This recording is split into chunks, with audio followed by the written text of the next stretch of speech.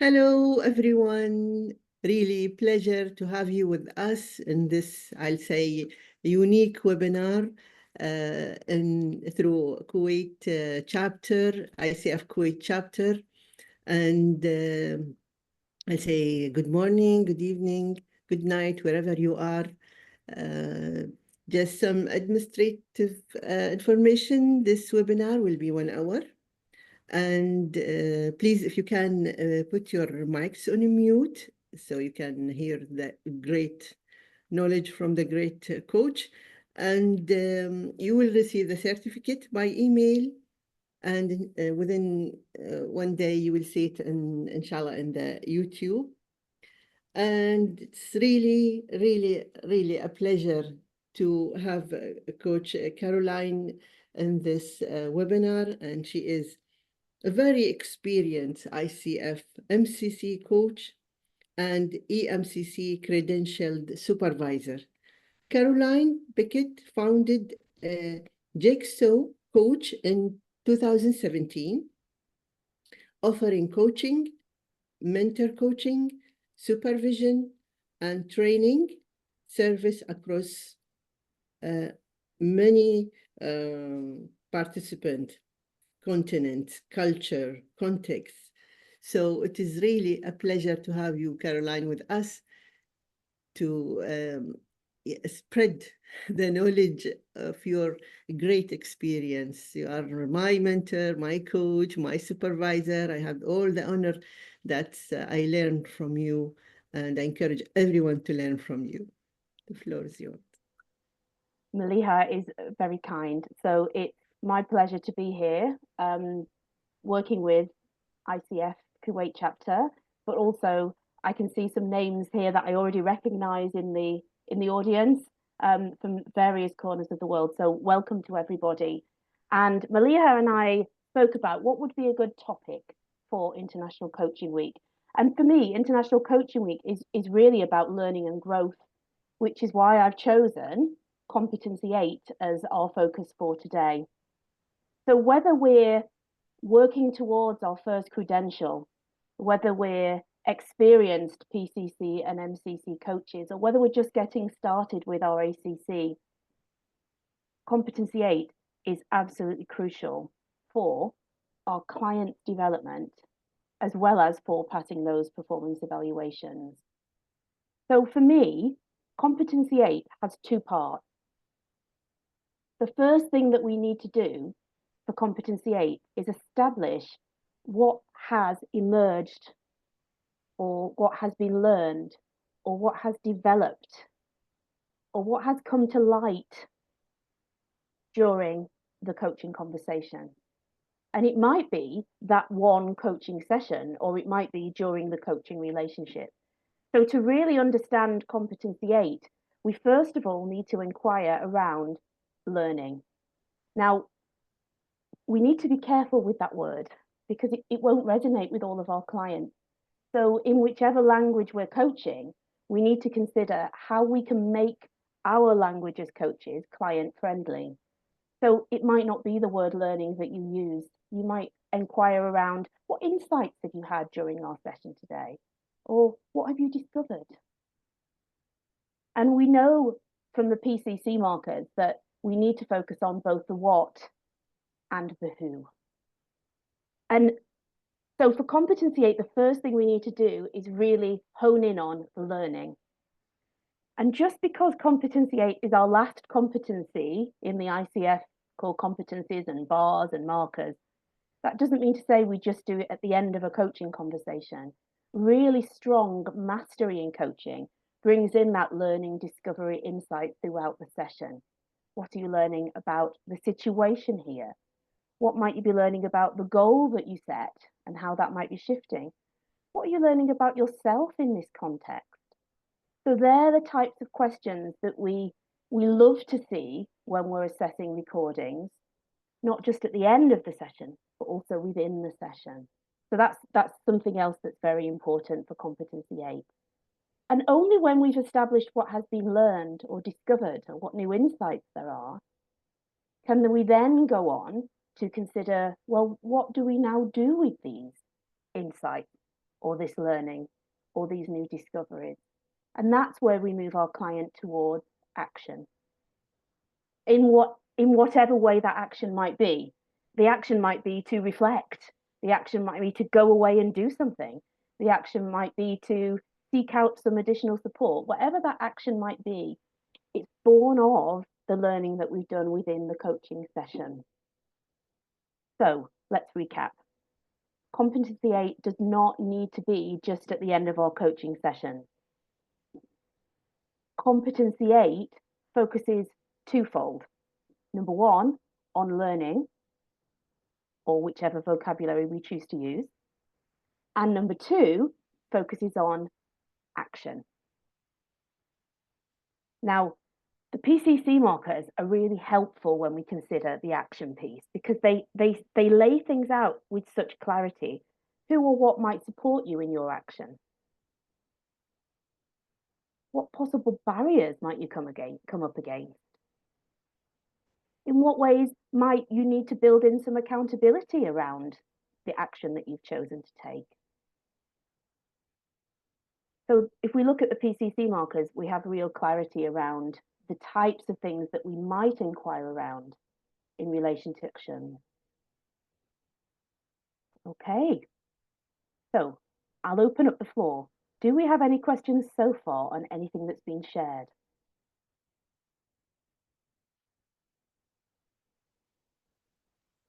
Not yet, coach. I have a question. I appreciate that. Maliha. Yeah. Why you mentioned, Caroline, this is the closest to your heart, number 8? Because ultimately, Maliha, what are we trying to do with our clients? We're trying to help them to grow. And Competency 8 is named Facilitates Client Growth. And so for me, it's at the heart of everything that we do as coaches.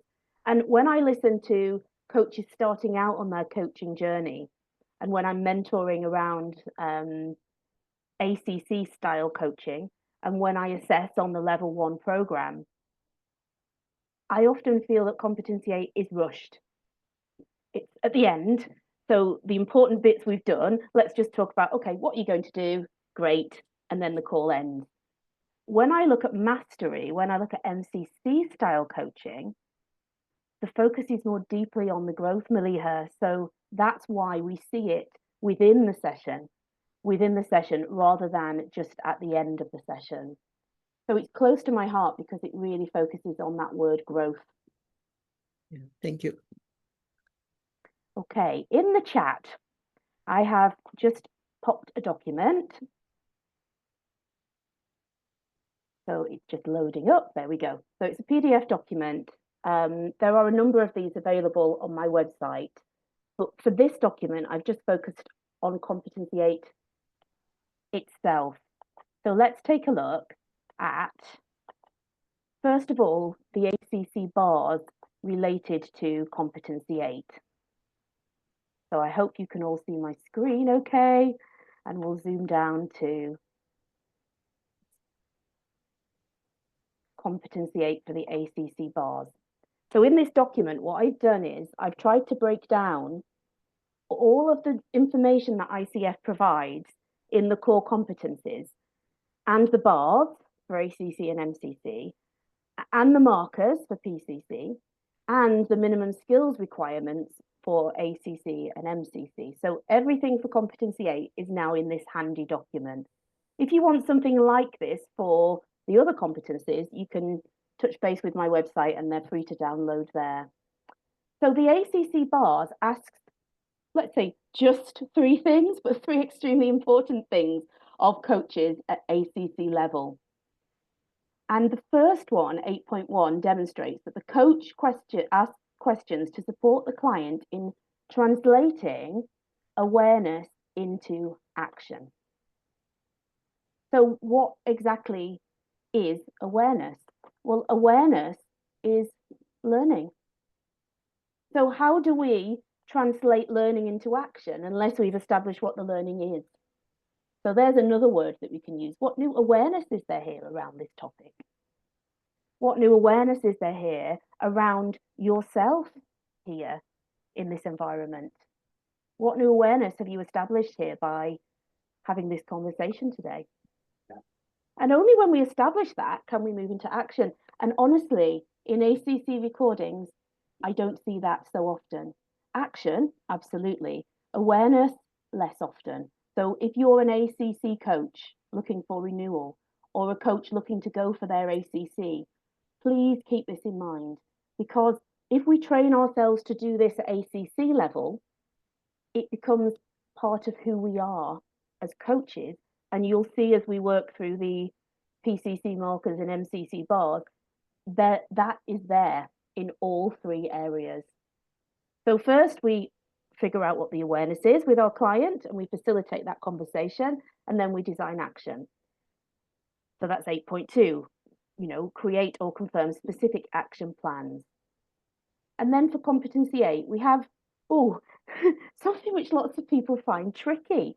Well, how do I support the client to close the session? And this is there for ACC, PCC, and MCC. And sometimes I hear things like, is that enough? Have we finished? Is there anything else? And yeah, that's okay. But really, to understand how we do this, we need to look at the word partnership. And for those that know the PCC markers well, you'll know that the word partner or partners or partnering comes up about 8 times, could be more in the PCC markers. And it's here at ACC level as well. So the challenge for us as coaches is how to authentically partner to close the session. And to think about competency 5, where there's full explicit partnership within the session and throughout the session, how can we extend that then into the way that we draw our sessions to a close? In an authentic way. That's the key. It's the authenticity that's so important. So that's ACC. And in the document, for those that would like to study somewhat further, I've broken down the key skills that ICF are evaluating for ACC level. We've got exploring learning about themselves, their situation. So we've got the what and the who there. How do we apply that learning? So that's action. How might we partner to design that action? How might we measure achievements that are steps towards the client's stated goals or outcomes? Now, that's an interesting one. At PCC and MCC, we expect coaches to review the goal. So when we started the session, you said you wanted to accomplish this. So where are we in that process? Or how far have we come in that process? And that's there in the key skills evaluated for ACC. So lots of important things to think about if you're preparing for your ACC application with ICF. And of course, because of human nature, we also, of course, because we are human, we want to know, well, what should we not do? So we've got, for each competency then, we have the bars or the markers, the skills evaluated, what it means to pass, and importantly, what might cause us to fail. And for ACC, for competency 8, it's when the coach does things like suggest or insist that the client takes a specific course of action. Well, I think it would be great if by next Wednesday you have done X, Y, and Z. That's not partnering, that's more mentoring. So that's something that we need to be aware of at ACC level. So we're not making suggestions, we're not suggesting ideas, we're not suggesting next steps. Something else which would stop you from passing at ACC, if you didn't try to identify or explore the client's learning and how that can be applied. So lots of coach training schools don't seem to mention this in great detail. So that's why if you go away with nothing else today, I would love you to go away with this idea of 2 steps for competency 8. Establish the learning, and then move on to what we're going to do with that learning. Okay, so that's ACC. For PCC, we have the markers. So we don't have the extra information for PCC around the key skills because they're in the markers, around what would fail. That's not provided by ICF for PCC. So I've given you everything that we have for PCC. Those that know the competencies well and the PCC markers well will notice that we have both the who and the what for competency 8. If somebody is only talking about transactional things, things that need to be done, then they're not likely to pass at PCC level. At PCC level, we need to be going much deeper into coaching the person rather than just the topics that they're bringing. And that's why the PCC markers include both the what and the who in competency 3, 5, 8, 7. No, sorry, in competencies 5, 7, and 8, we see both the what and the who. So that's really important for PCC. In a sense, this is your PCC marker checklist for competency 8, and ICF would expect to see most of those things included in a performance evaluation at PCC level.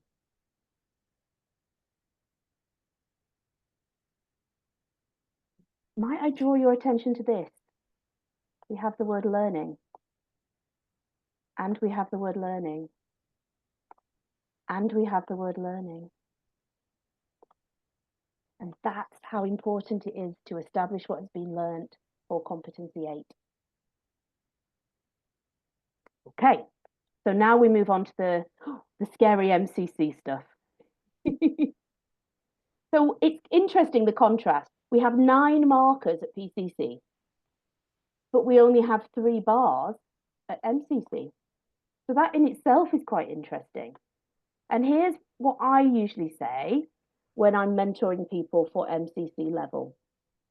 I say that we assume that you already have, and I describe it as like the backbone. You already have the PCC markers and the backbone of what's required at competency 8. It's no accident that ICF requires people to pass at PCC level before they can move up to MCC. So if we already know those things around learning about self and situation and goal, if we already know that we're going to apply action and inquire around that, if we know that we're going to maybe explore barriers or support, accountability, we anticipate that some of those things will always be there at MCC level because we have that competency already. We don't leave it behind. We bring it with us to MCC level and we enhance it. But we have, if we think of PCC like this, it's quite tight. We know what we have to do. The markers are very clear. MCC, we can relax a little bit. So yes, we're bringing everything that we've learned at ACC and PCC level, but we're able to just relax a little bit more. And we have 3 MCC bars for competency 8. Coach checks in with the client on their progress, learnings, and insights in a natural and spontaneous way throughout the session. So not just at the end, but throughout the session. Now, Maliha and I spoke earlier, and she said, what do you think, Caroline? Do you think it's good for training schools to introduce this idea to even new coaches, or should we wait until they're more experienced and introduce this idea? Maliha and I have both had the same opinion. Why wait? Why limit the coaches that we're working with? So when I'm mentoring for ACC, I'll often say, what do you think about maybe inquiring about learning here instead of just at the end? Or in what way might you have inquired around learning or progress or insights or discoveries? You know, after 10 minutes, something seems to have shifted, something seems to have happened. Why wait? So it's there and it's written in black and white. And so I agree with Maliha totally. Don't limit yourself. Competency 8 can be used throughout the session. And for MCC style coaching, It needs to be evident throughout the session, not just at the end. So if I'm assessing an MCC recording and I hear one question 50 minutes into the session around learning about self, I think, oh, I'm not sure this is enough because it's only at the end. And what can we do with that now? So think about that as you're coaching. MCC 8.2, coach invites the client to sense and reflect on what they are learning about themselves. That's a really interesting word, sense, because it lends itself to intuition. It lends itself to somatics, the body. It's not just cognitive, it's deeper. And we know that MCC style coaching is more about depth of the person. And so when we use the word sense, it's not necessarily just linguistic.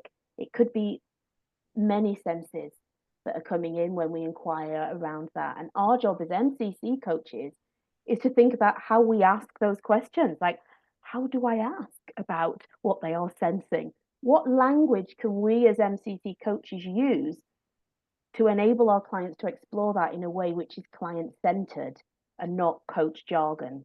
That's really important as we move into the MCC style coaching. And then 8.3, we move into action. Coach cultivates an environment for the client to intentionally apply their own learning. And there's the word learning again. And here, look, we have 1, 2, 3. We've got 3 learnings. So the word learning is in every one of those MCC bars for Competency 8. That is the key. That is how important it is. It's exciting. It's empowering. And Maliha asked at the beginning of the session, why is this one close to your heart? And my answer is because it's all about learning and growth and development and transformation and moving things forward and change. And in the world that we're living in at the moment with so much change and so much transition, the ability to reflect and to sense and to consider what we're learning is just so important. So once again, you have this document to look at.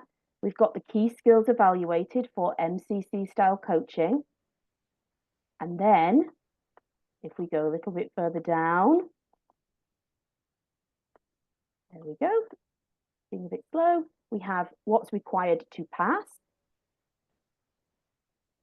and what might stop you from receiving that pass at an MCC performance evaluation. So I'm hoping that this information is going to help you really explore what's required for an ACC, a PCC, and an MCC performance evaluation and coaching style, not just about the exam, for coaches around the world. So there was quite a lot of information there, Maliha, for everybody.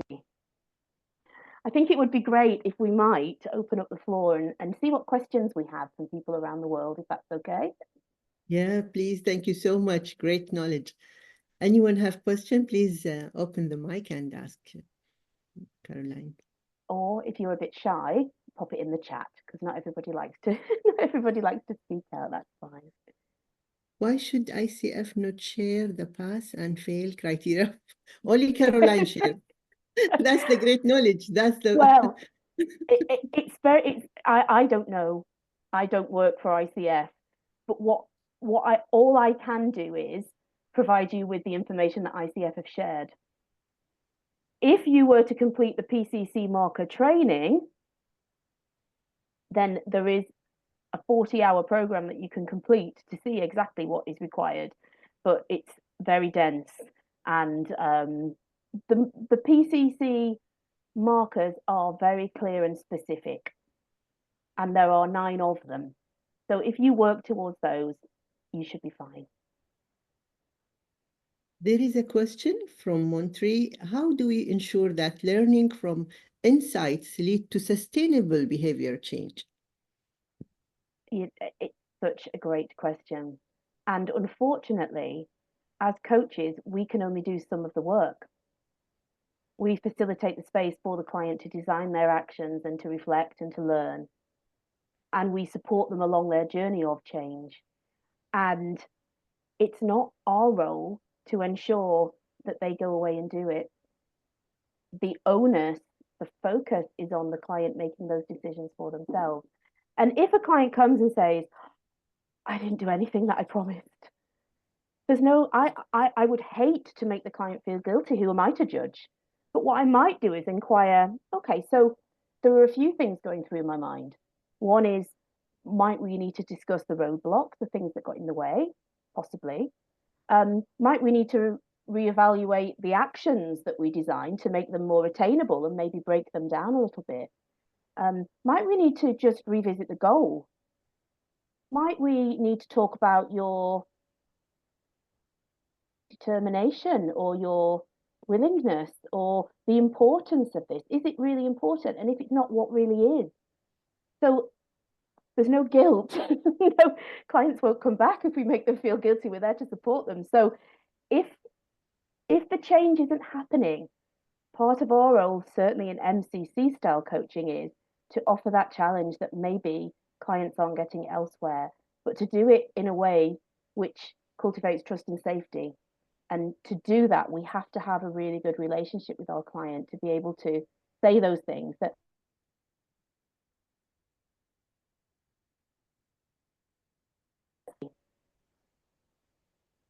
Yeah, Andrea, I have a question. What key difference in skill or style, or what shift do coaches need to make to start their journey to MCC? What's the secret behind MCC? people think that MCC is like this mysterious magic thing. If you look at my website, you'll see that there's a document which is just focused on MCC style coaching. It's free to download. It's there if you wish. Andrea said, yes, exactly, that magic thing. I think, and I can only talk anecdotally from my own experience, when I stepped into MCC, I stepped into courage and bravery and a level of confidence, which I definitely did not have before. One example, a very basic example, would be the confidence to hold the space. Because at ACC level, I am sure I filled the space because I wanted the client to ensure that they got value. But who am I to judge what value is? Value for the client might be actually just having space to explore and reflect and to process. So MCC is not magical and mysterious. The bars, the key skills, what's required to pass and fail, they're all available from ICF. The minimum skills requirements are on the ICF website. So they are there in black and white. They are the types of things that we need to do. And there is also that inner strength, that inner confidence. And a lot of that for me, and I can only speak for myself, came from listening to other coaches, observing coaching sessions, having a great mentor to really empower me and support me so that I felt more confident to make those next steps. Another thing that I definitely didn't do at ACC and definitely do at MCC is use self as instrument. So I bring more of myself into the coaching at MCC, which I think I was scared to do at ACC level because I thought, oh, well, would it be seen as mentoring? Am I guiding? What am I? No. But the key for Competency 7, when we share comments, insights, observations, is that we notice. And we only notice because we create space. And then we can share without attachment. I'm not saying I'm right or wrong, I'm just offering. And then the key is the inquiry for Competency 7. So at PCC level, I don't think I did that enough. At MCC level, I think I do it all the time. And I think I'm able to do that because I put less pressure on myself to fill the silence and I just hold the space and magic happens in that space. Dr. Muhammad asked, he have a ACC credential, and does it require specific mentoring training to mentor ACC, or if he got PCC, does it require credential or accreditation or training certification to mentor, or he can mentor?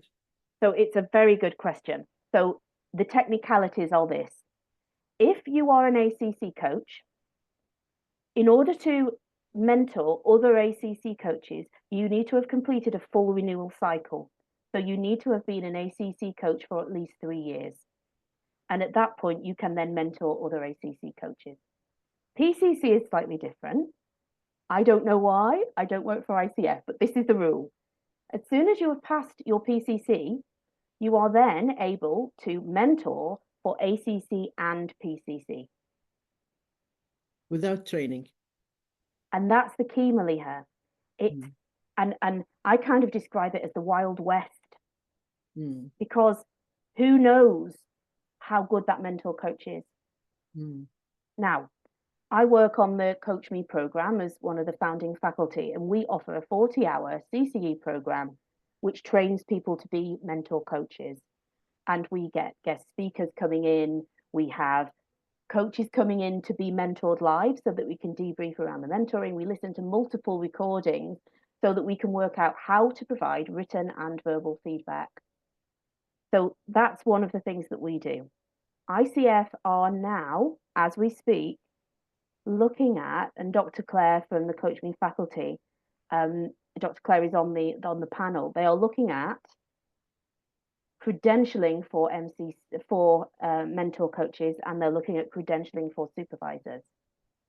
So they are aware of the Wild West and the inconsistency, and they are looking at how to address that and create a credential for mentor coaches and supervisors. Right now, there is no requirement for that.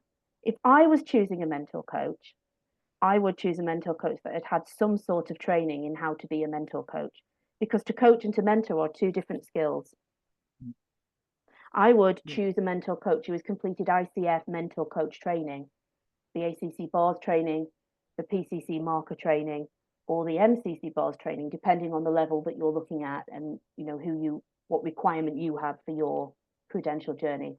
The third thing I would do is I would ask around in my network, who are good mentors that we know? Can I have their details? And there are mentors in multiple languages all around the world that are amazing mentor coaches. But just picking somebody from out there, that's tricky, because there's also an investment. It's not just an investment of time, it's an investment of money as well. And so we need to ensure that there is some quality there. So they would be my pieces of advice around mentor coaching, Mohammed. I hope that is helpful. There is no requirement for a credential. If I'm choosing a mentor coach, I go through that process of considering what requirements I have to ensure quality. Thank you so much. Thank you, Mohammed. Yesterday I attended the webinar at MCC. He said, I said, what's after MCC? He said, I wish I started EMCC accreditation 5 years. Do you encourage, Caroline, doing it both EMCC accreditation also? I am also EMCC. I'm a senior practitioner with EMCC as well as an EMCC credentialed supervisor. So I have gone down that route. I can't say whether that's beneficial for people or not. It depends on the scope of the work that they're doing. I find it helpful, and I found the competency framework of EMCC interesting because they merge together coaching and mentoring. So it is a different approach than ICF, which is pure coaching. So something to consider. And certainly, if you just want to do some professional development, you could download the competencies from the EMCC website and just take a look, from curiosity perspective, that's there. Elizabeth has a question. I sense a tension between offering a perspective and allowing the client to have a choice. How do you balance offering perspective while allowing coaching to be client choice? It's a great question, Elizabeth. And many years ago, in my first profession, I was an English teacher. I taught English all around the Gulf region, actually, and in the UK. To me, language is key. It's the language choices that we make when we offer those perspectives. So what I think I might be sensing is, what are your thoughts on that? May I offer an observation? It seems to me that there's a conflict between this and that. What are your thoughts around that possibility? There's no attachment on my part. I'm just offering. And the key, Elizabeth, is to inquire. So we choose our language carefully, and then we inquire around possibilities. I'm not attached. I'm very happy to be wrong. That's okay. Elizabeth. Thank you so much. You're very welcome. Yeah. Sharon has a question. Holding the space, I appreciate that silence will do this. What else involved in holding the space? Oh, that's a great question. What else is involved in holding the space?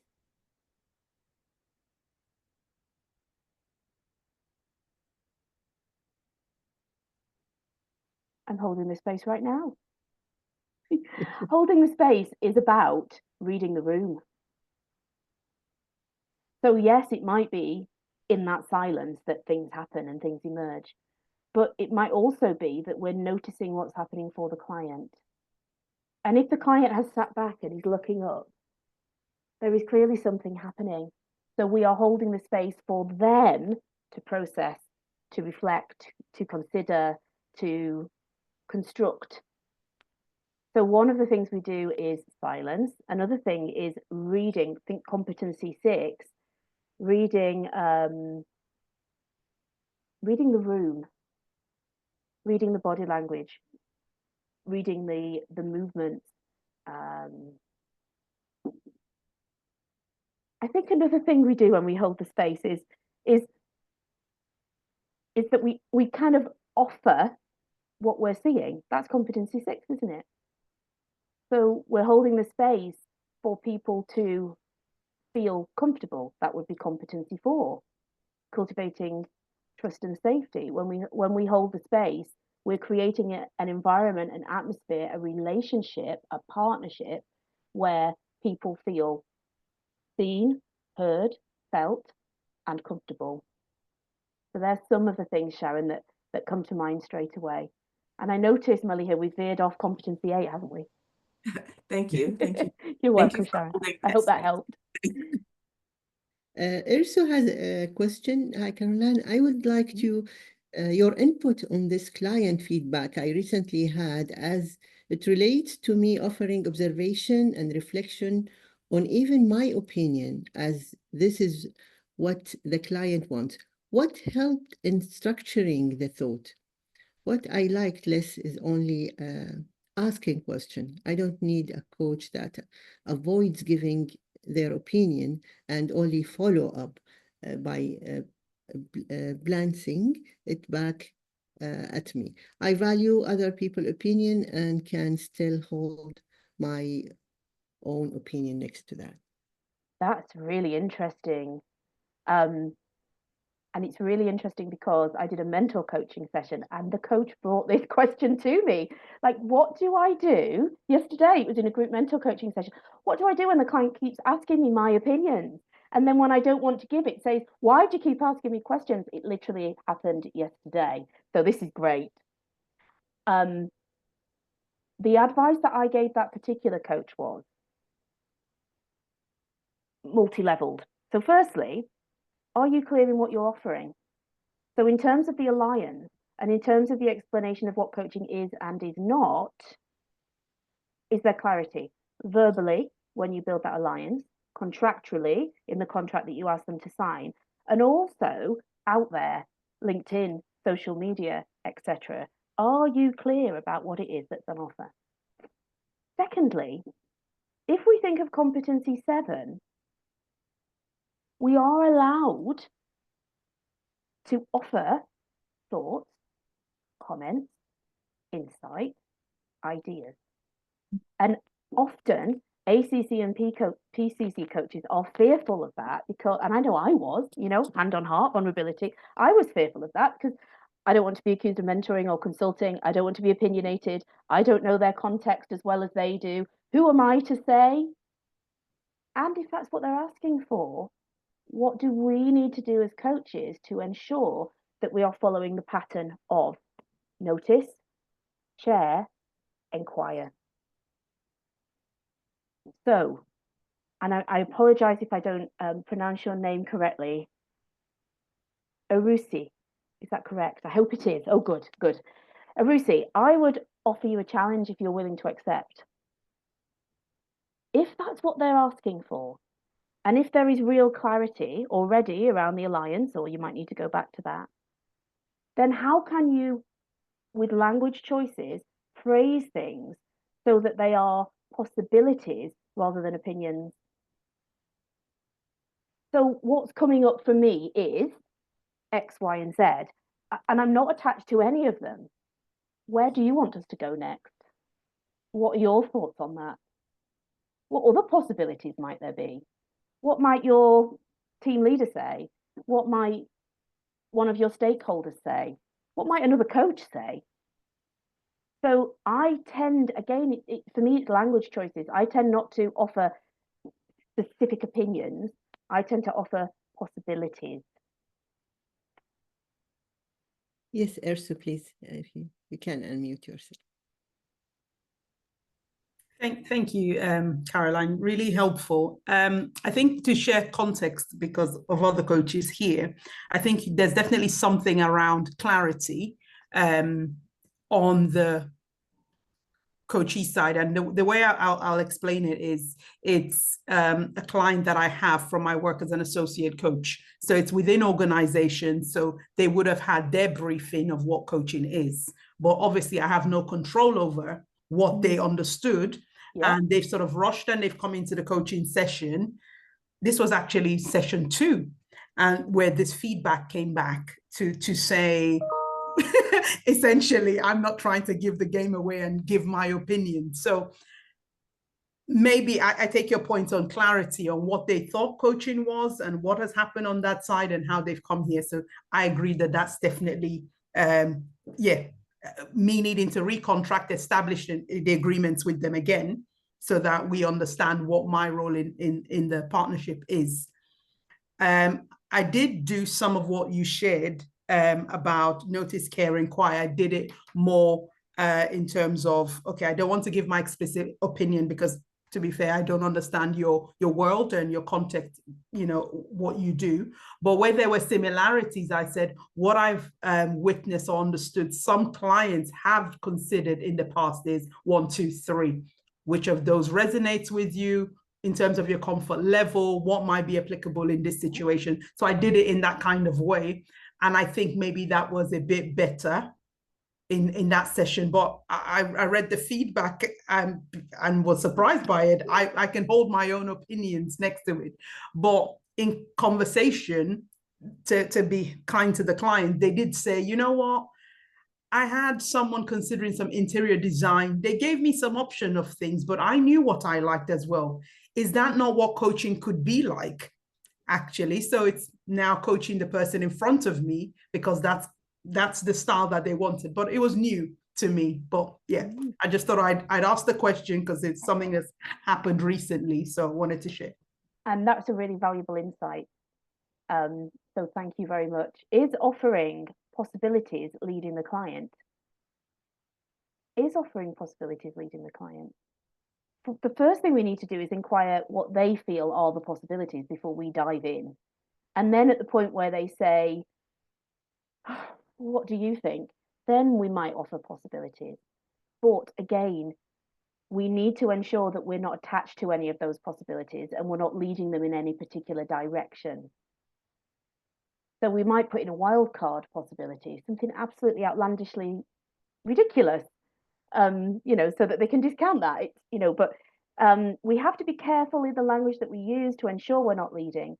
But offering is allowed in Competency 7, but we have to ensure that we always inquire after we notice and share. We've moved on to competency 7 instead of 8, Maliha here. Yeah, by the way, linking, do you want to touch up on the link between competency 3 and 8? If we did 3 perfectly, it's very easy to do 8. Please. And for competency 3, for MCC style coaching, I use the phrase linger. We have to linger around. We stay with competency 3 probably longer than we would at ACC. Because at ACC coaching, what I often see, not always, but often, is we've got the goal, we know what we're doing, let's dive into the coaching because that's where the value is. At MCC level, we do a lot more exploration around, so, you know, why is this resonating now in particular? You know, what is so important? And you know, if we were to design some sort of measures of success for today's conversation, what might they be? And why might we need them? And what impact is that going to have on this goal? And what impact might that have elsewhere? So we're not just looking at that one thing, we're looking more holistically at the person and their situation. Without a good 3, we don't get the scope to be able to dive into competency 8. Because what are we going to relate it to? Any other questions? Any other questions? We have a question in the chat from Mukata. Sometimes I find myself guiding the client when I demonstrate competency 8. I know it has to be partnering, but this is what the client needs at that moment. Oh. So again, I look at language. This is what the client needs at that moment. Who Yes, says Caroline. they need it? Yeah, Please. it's me, Mukhtar. Nice to meet you. Nice to meet you, Caroline. Sometimes, yes, I find myself with demonstrating competency 8, like it's gonna like a brainstorming. So the client needs to, you know, have this kind of you know, exchanging thoughts. And when we exchanging thoughts, you know, I take my space to offer more possibilities. Like when I ask him, what sources, more sources would you like to explore to help you to achieve your goal? So then I feel like, you know, I'm guiding the client, but this is what he needs. I know for the assessment, it's not, you know, preferable to go on this path. So there are 2 words that you use, two verbs that you use. You said sometimes you offer, and then you use the word guide. Now they are 2 very different things. So I'm curious, are you offering or are you guiding? Yeah, kind of offering more than guiding. Okay, so if we're moving to offering territory, that would be more around competency 7. And when we offer, we then inquire.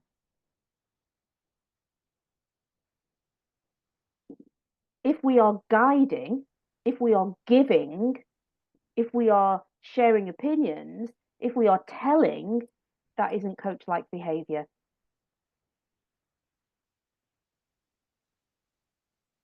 So Thank I you. hope that helped.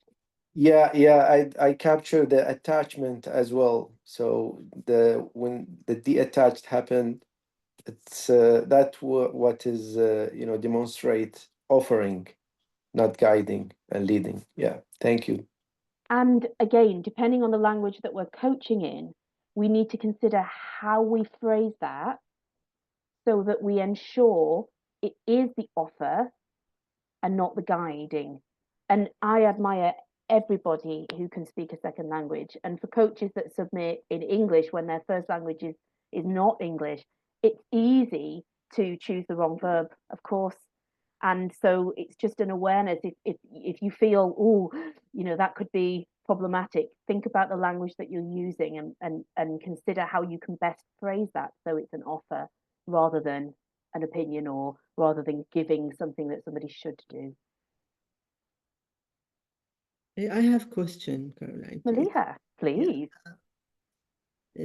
seeing the coaching culture in Europe or USA spreading now, it's now the tool even for well-being. But you lived in the Middle East. How do you encourage that?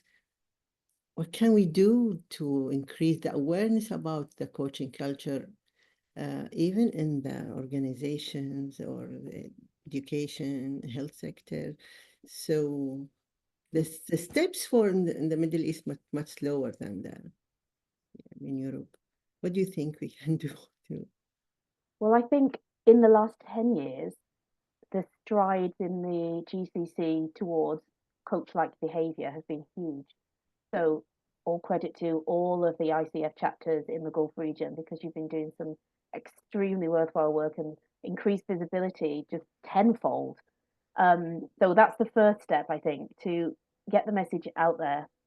In a world where we are growing global citizens rather than just citizens of our own nation, I think exposure to how other people are working on this is really important. So I think that's a good step to see what are other people doing to develop coaching cultures and coach-like behavior in leadership and organizations.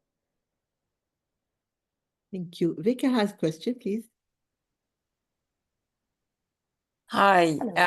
Carol, my question is about a metaphor, because I've heard a metaphor for the eighth competence, like, when the whole session is like a flight. So competence 3 is taking off. Then we use competence 4 for our client to feel safe, and we explore for the insights, etc., etc. And then eighth competency is like landing, where we take all of this and try to, put it into action and life, etc. So what do you think? What metaphor do you think about when you think about eighth competence? I think the metaphor of an airplane is a really interesting one around, we're on the runway, we're establishing a goal. What is it? Let's decide our destination. Let's decide what we want when we get there. Let's decide how we know it's going to be a successful journey. And then we take off. We have to have trust and safety. We have to trust the pilot, because otherwise we don't want to get on the plane and we don't want to go on the journey. And then we've got all of that from up here looking down time while we're on the plane, looking out the window and being able to see things from different perspectives. And then competency 8 is, okay, so we've been on this journey together and we're getting ready to land. If we take the landing as the partnering to close, what do we need to do in terms of reflecting on action and learning in order to ensure we have a smooth landing? And Vika, the only problem with that metaphor is, as I said earlier, competency 8 shouldn't just be at the end. It needs to be within the session, especially for mastery. So we might have a slightly bumpy journey if we're doing that. But yeah, it's a great metaphor. And the coaching arc, of course, goes in that direction. I thought that probably something about the luggage would be better.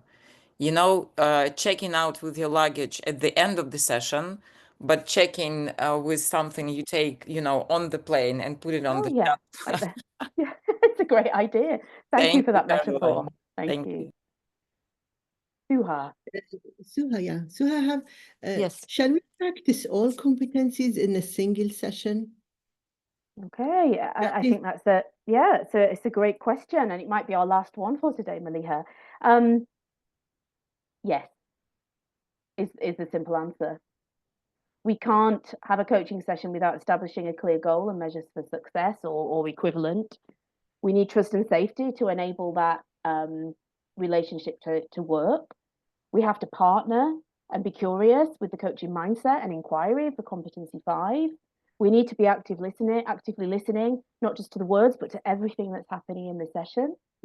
We need to really deep dive with facilitating awareness, lots of inquiry for competency 7.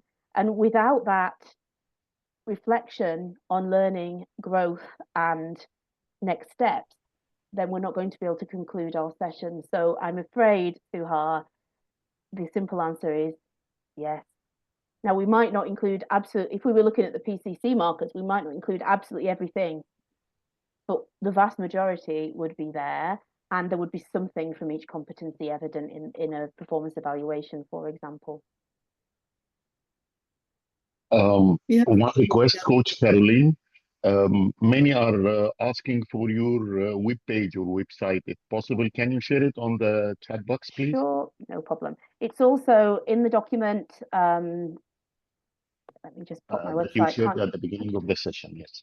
Yeah, I can pop that in again, just in case people didn't access the chat when they first arrived on the call. So please give me a second, I'll pop that in there. There you go. And we I would need like a group photo if all can open their mics, their cams and share a group photo. I would like to thank you so much, Caroline. It was really a pleasure. We will need a promise from you, then another webinar. Of course, Maliha, of course.